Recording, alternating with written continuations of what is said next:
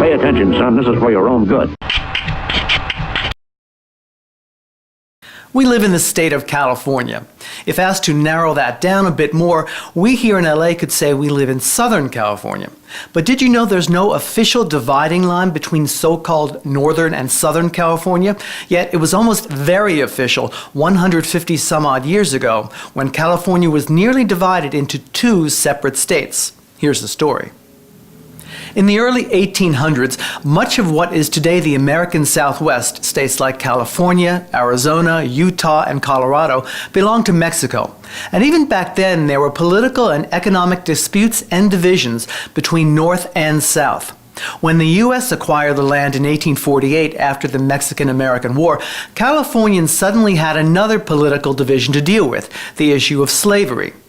Now, back then, America was divided into slave and free states. Californians in the North were against slavery. Here in the South, they were pro. Which way would the state go when California was admitted to the Union? One idea was to split California into two states, the South slave and the North free. But that was avoided by the Compromise of 1850, a complex deal brokered by two major politicians of the day, Kentucky Senator Henry Clay and Illinois Senator Stephen A. Douglas, most famous for his debates with Abraham Lincoln. In the deal approved by Congress, California was admitted as a free state as long as whatever states developed out of the Utah and New Mexican territories would be slave states. Also, Washington, D.C. was made off limits to the slave trade, but citizens there could still own slaves.